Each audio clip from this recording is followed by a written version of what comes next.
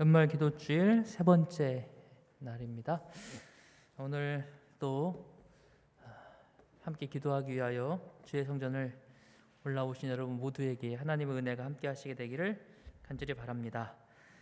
오늘 말씀은 종과 백성이라는 말씀으로 함께 말씀을 나누려고 하고요. 출애굽기 3장 7절로 8절에 있는 말씀입니다. 제가 읽겠습니다. 여호와께서 이르시되 내가 애굽에 있는데 백성의 고통을 분명히 보고 그들이 그들의 감독자로 말미암아 부르짖음을 듣고 그 근심을 알고 내가 내려와서 그들을 애굽인의 손에서 건져내고 그들을 그 땅에서 인도하여 아름답고 광대한 땅 젖과 꿀이 흐르는 땅 곧 가나안 족속, 헷 족속, 아모리 족속, 브리스 족속, 휘 족속, 여부수 족속의 지방에 이르려 하노라. 오늘 이 본문의 말씀은 제가 지난 6월경에 일하다 죽으라 라는 제목으로 이 본문으로 설교한 적이 있습니다. 기억나세요? 기억나세요? 야, 이 온양교회는 정말 좋은 교회예요. 그걸 기억하시다니.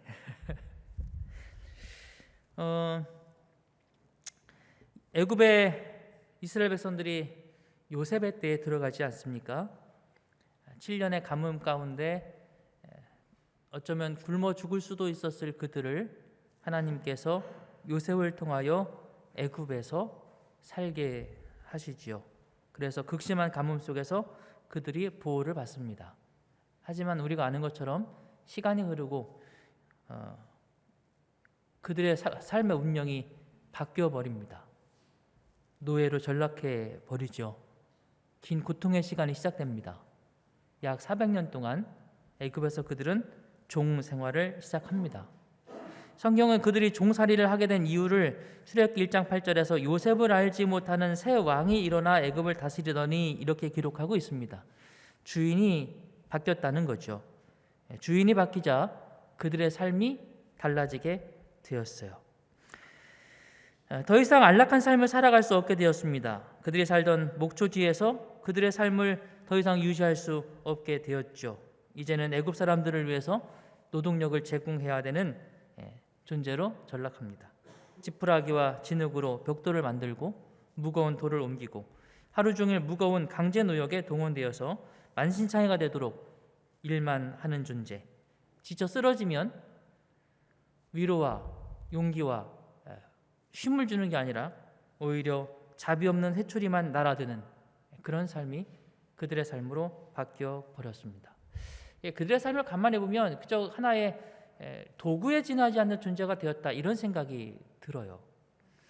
열심히 일한다고 해서 인정받고 칭찬받고 존중받는 삶을 살아가는 것도 아닙니다. 쓰다가 쓸모없어지면 버려지는 거죠. 여러분 당근마켓 잘 사용하십니까? 가끔 당근마켓을 뒤적일 때가 있습니다. 필요한 게 있으면 먼저 당근마켓을 한번 이렇게 뒤적뒤적 찾아봐요. 가끔 제 핸드폰에서 당근하고 울릴 때가 있습니다.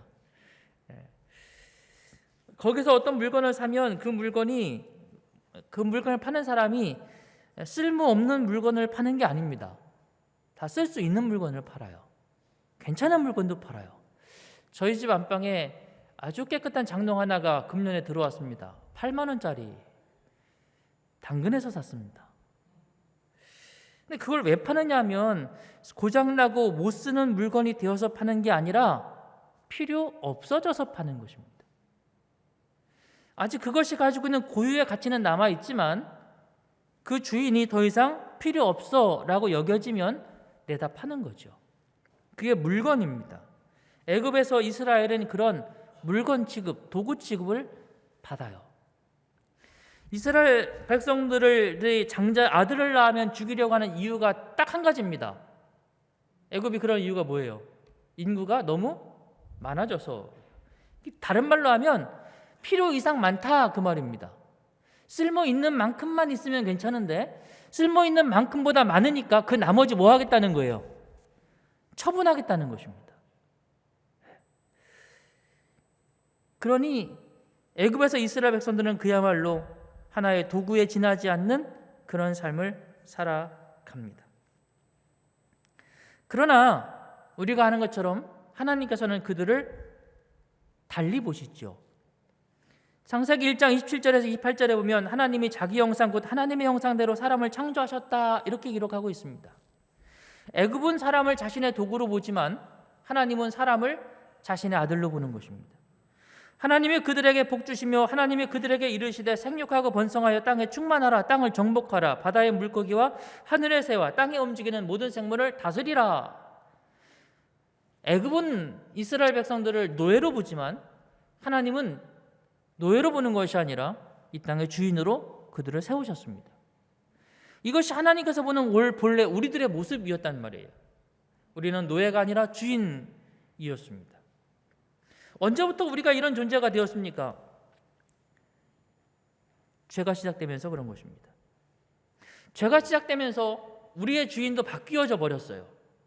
에덴에서는 하나님이 우리의 아버지였고 우리가 그분의 자녀였으며 우리가 이 땅에서 하나님을 대신하여 청지기로서의 사역을 맡는 주인이었으나 죄로 말미암아 더 이상 우리는 이 땅에서 하나님의 자녀도 주인도 아닙니다.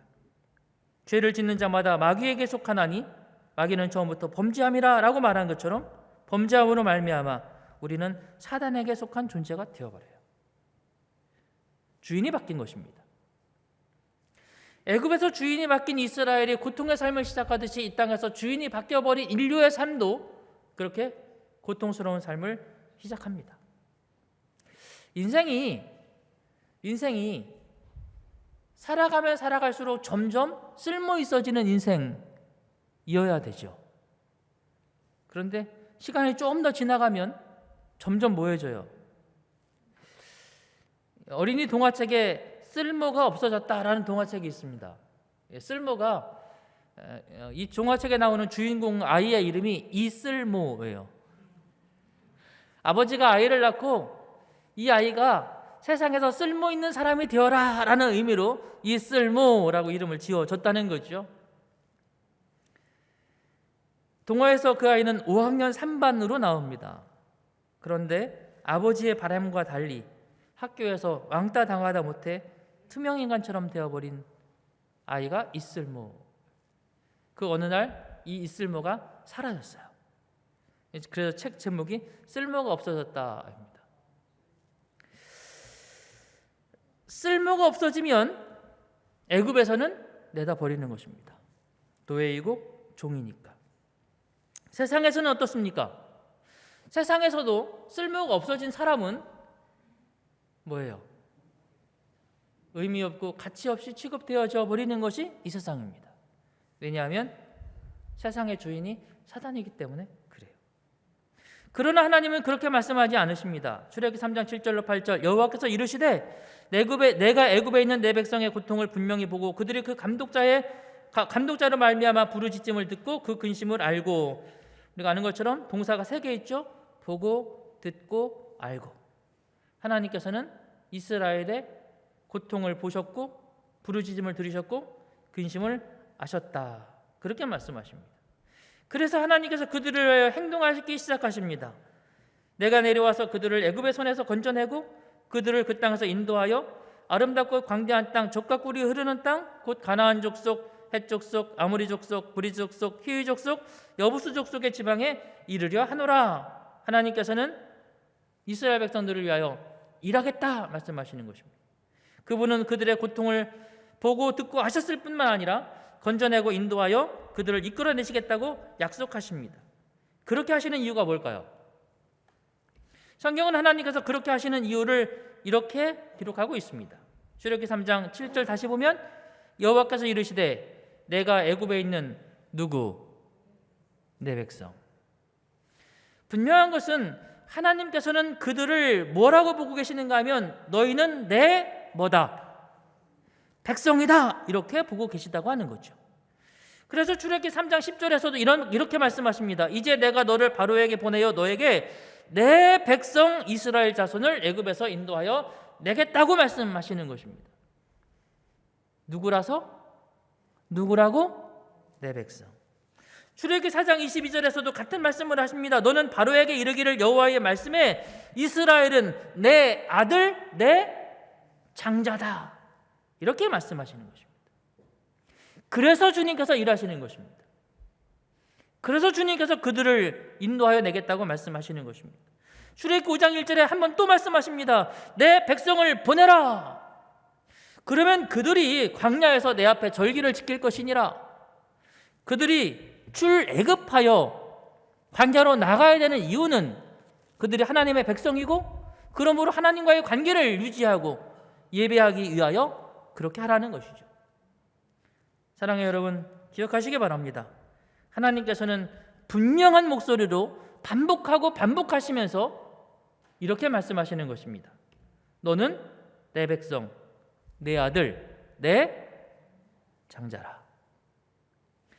이것이 이스라엘에게 하는 말씀뿐만 아니라 영적 이스라엘이 된 오늘 저와 여러분들을 향한 하나님의 분명한 말씀입니다. 내가 누구라고요? 내가 누구예요? 나는 하나님의 백성. 나는 하나님의, 여기 성경에 아들이라고 되어 있지만 여자분도 계시니까 하나님의 자녀입니다. 내 장자라. 오늘 주님께서 우리를 그렇게 부르시고 계십니다. 여러분, 우리가 누구인지를 오늘 이 저녁 다시 한번 기억하시게 되기를 바랍니다. 그러나 이 말에 대하여 바로는 즉시 반기를 듭니다. 바로는 뭐라고 해요? 바로는 그 말에 동의하지 않습니다. 출애굽기 5장 4절, 애굽왕이 그들에게 이르되 모세와 아론아 너희가 어찌하여 백성의 노역을 쉬게 하려느냐? 가서 너희의 노역이나 하라. 왜요? 너희는 뭐니까? 종이니까. 너희는 종이니까. 출애굽기 5장 8절 9절, 그러므로 그들의 게으름으로 소리질러 이르기를 우리가 가서 우리 하나님께 제사를 드리자 하나니 그 사람들의 노동을 무겁게 함으로 수고롭게 하여 그들로 거짓말을 듣지 않게 하라. 거짓말이 뭐예요? 이 사람들은 누구라는 거? 하나님의 백성이라는 거. 이 사람들은 하나님의 자녀라는 것. 너희는 하나님의 장자라는 것. 그러니 우리가 이 땅에서 노예로 살지 말고 나아가서 하나님을 예배하는 백성으로 살자라는 이 말들이 전부 다 뭐라는 거예요? 거짓말이다 이거예요. 이게 사단이 하는 말입니다. 바로가 하는 말이에요. 오늘 우리를 향하여 하나님은 너는 내 아들이라 그렇게 말하면 사단은 뭐라고 말해요? 거짓말 이렇게 말해요. 우리가 정말 누구입니까? 때때로 우리의 마음속에서 이 두 가지 음성이 다툴 때가 있습니다. 출애굽기 5장 17절, 바로가 이르되 너희가 게으르다 게으르다 그러므로 너희가 이르기를 우리가 가서 여호와께 제사를 드리자 하는도다. 예배 드리겠다고 하는 이유가 그냥 뭐하라서 그렇다고요. 저들 노예인데 종인데 쓸데없이 게을러 빠져가지고 일 안 하려고. 그럼 뭘로 썩이 가치도 없다는 얘기예요. 노예로서도 별로 쓸모없는 것들. 이것이 사단이 우리에게 가르쳐 주려고 하는 우리예요. 너희는 그냥 종이야. 예배하는 거, 하늘나라 가겠다는 거, 하나님의 자녀라는 거 다 거짓말이야. 너희는 그냥 노예니까 열심히 일하다가 뭐 하라고요? 죽어라. 대구에 어느 한 공원에 가면 할머니들이 한글을 배우시면서 그 주름진 손으로 쓴 시들을 전시해 놓은 게 있습니다. 몇 가지만 소개해 드리면 내 손, 강금연 35년생. 35년생이 몇 살이시죠? 몇 살? 80, 넘으셨네요. 손이 발발발발 떨린다. 이 손으로 김치도 하고 국시도 밀고 딸도 많이 키웠다. 이 손으로 오만 것 다 했다. 아, 참 고생했다. 삶을 돌아보면 이렇게 살았어요. 손이 다 망가지고 자식 키우느라고 발발발발 떨리도록. 시집 금반지 그거 뭐 강금년 똑같이 35년생이시네요. 시집 올 때 영감이 금반지 해주대. 금반지 그거 뭐 시동생 공부할 때 다 팔아뿌고 싹 다 묶고 개코나 아무것도 안 해주대. 이게 인생이 있는 거 다 팔아서 열심히 살았더니 남은 거 뭐 남았어요? 남은 게 없어요. 무서워 죽겠다. 안윤선 38년생 배불러 죽겠고 배고파도 죽겠다. 더워 죽겠고 추워도 죽겠다. 좋아 죽겠고 디버도 죽겠다. 쓰고 보이 웃어버 죽겠다. 다 죽겠어요. 이것이 인생이에요. 이 할머니들이 자신의 삶을 돌아보면서 쓰는 시들, 인생이란 그렇게 살다가 한 줌 흙이 되어버리는 거, 희망이 없어요. 진정한 자유도 없어요. 그렇게 살다가 죽는 게 인생이에요. 그런 존재들이 하나님의 자녀라고. 근데 자신을 한번 봐. 네 인생이 어떤데? 이 사단이 자꾸 우리에게 들려주는 말입니다. 네 삶의 모습을 봐. 네가 정말 하나님의 자녀 같아? 그저 죽으라고 일만 하다가 한 끼 먹고 사는 것만 고민하고 살아가는 그런 존재들. 너는 내 종이다. 하나님은 너는 내 백성, 내 아들, 내 장자라고 말하고, 그러나 바로는 너는 게으른 종이라고 말합니다. 진짜 질문은 우리가 우리 자신에게 이제 던져야 돼요. 여러분은 자신이 누구라고 생각하십니까? 그냥 그렇게 살다가 죽어 없어지는 그런 존재인가요? 아니면 우리야말로 하나님의 아들이요, 백성이요, 장자입니까?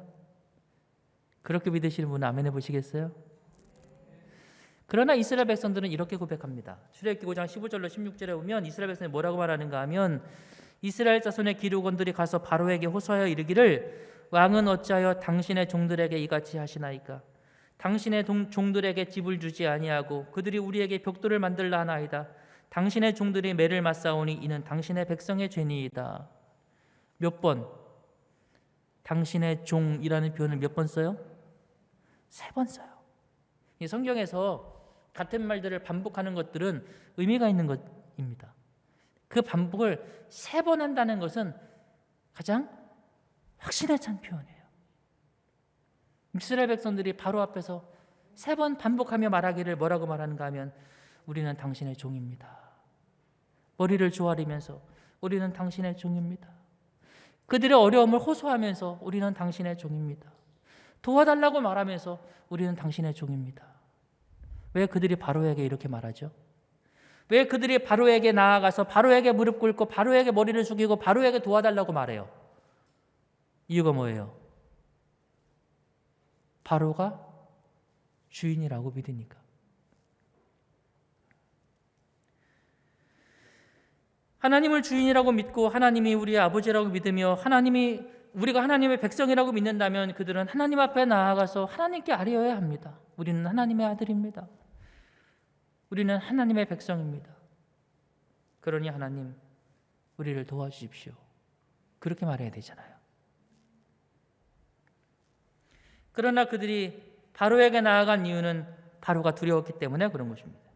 그들에게 이르되 너희가 우리를 바로의 눈과 그의 신하의 눈에 미운 것이 되게 하고, 6장 9절에서도 모세가 이와 같이 이스라엘 자손에게 전하나 그들이 마음의 상함과 가혹한 노역으로 말미암아, 하나님을 믿는다고 하지만 막상 세상살이가 만만치 않은 것입니다. 하나님의 자녀로 살고 싶지만 세상에서 겪어내야 될 일들이 너무 버거운 거죠. 그러다 보니까 자꾸만 세상의 눈치를 보는 것입니다. 하나님은 먼 것 같고 세상에 더 가까운 것 같아요. 우리 주인 하나님은 너무 멀리 계시고 나를 지배하는 세상의 시급한 문제들은 늘 내 곁에 너무 가까이 있는 거죠. 그래서 자꾸만 누구에게 가요? 세상의 주인을 찾아가는 것입니다. 우리가 아는 것처럼 출애굽기 14장 12절에서 그들이 홍해 앞에서도 이렇게 말하죠. 우리가 애굽에서 당신에게 구한 말이 이것이 아니뇨 이르기를, 우리를 버려두라. 우리가 뭐 할 거라고요? 그냥 애굽 사람 섬기는 게 낫다. 왜? 우리는 뭐니까? 우리 뭐니까? 애굽의 종이니까. 세상의 종이니까. 그냥 그렇게 살다가 그렇게 죽는 게 차라리 낫다. 괜히 하나님 믿겠다고 하고 하나님 명령 따르겠다고 하고 하나님 뜻대로 한번 뭔가 해보겠다고 하다가 되는 게 뭐가 있느냐? 어려움만 있지 않느냐? 그러니 애굽으로 돌아가자고 끊임없이 외치는 것입니다. 그러나 사랑하는 믿음의 성도 여러분, 하나님께서는 여전히 우리에게 말씀하시기를 너희가 하나님의 백성이라는 사실을 기억하라고 우리에게 당부하십니다. 너희를 내 백성으로 삼고 나는 너희의 하나님이 되리니 나는 애굽 사람의 무거운 짐 밑에서 너희를 빼낸 너희 하나님 여호와인 줄 너희가 뭐하라고요? 그렇습니다. 알지라. 오늘 이 저녁 우리는 우리를 누구라고 고백해야 하겠습니까? 하나님이 우리의 주님이시요 우리는 주님의 백성이라고 고백하시는 이 저녁이 되시기를 간절히 바랍니다. 마태복음 6장 25절에서부터 예수님의 권면을 우리는 발견하게 됩니다. 25절 그러므로 내가 너희에게 이르노니 목숨을 위하여 무엇을 먹을까 무엇을 마실까 몸을 위하여 무엇을 입을까 뭐하지 말라 염려하지 말라 이렇게 말씀하세요. 31절에서 같은 말씀을 또 반복하십니다. 31절에는 이렇게 기록되어 있어요. 그러므로 염려하여 이르기를 무엇을 먹을까 무엇을 마실까 무엇을 입을까 하지 말라. 같은 말이죠, 그죠? 염려가 뒤에 나왔느냐 앞에 나왔느냐의 차이일 뿐이지 같은 말씀을 똑같이 반복하십니다. 그러시면서 이 두 가지의 말씀 중간에 하는 이야기가 26절입니다. 26절 공중의 새를 보라 심지도 않고 거두지도 않고 창고에 모아들이지도 아니하되 너희 하늘 아버지가 기르시나니 너희는 이것들보다 귀하지 아니하냐. 우리가 왜 이것들보다 귀해요? 그분이 우리 하늘 아버지시니까 우리는 그분의 뭐니까? 자녀이니까 귀하지 아니하냐. 그러니 애굽 사람들의 주는 시련과 애굽 사람들이 우리의 어깨에 올려놓는 그 무거운 짐들 때문에 고민하고 염려하고 근심하지 마라. 그것 때문에 세상을 섬기고 세상을 향하면서 내가 세상의 종처럼 그렇게 살아가지 마라. 하나님께 맡기고 하나님의 자녀로 살아가라고 주님께서 말씀하십니다. 31절에서 다시 같은 말씀을 반복하신 다음에 32절에서 주님은 또다시 이렇게 말씀하십니다. 이는 다 이방인들이 구하는 것이라 너희 하늘 아버지께서 이 모든 것이 너희에게 있어야 할 줄을 아시느니라. 애굽에 있는 사건과 똑같은 이야기예요. 여러분, 주님이 우리 하늘 아버지심을 믿으십니까? 그러므로 우리가 하나님의 자녀로서 주장하고 살아가시게 되기를 간절히 바랍니다. 중간에 27절에 있는 말씀 너희 중에 누가 염려함으로 그 길을 한 자라도 더할 수 있겠느냐.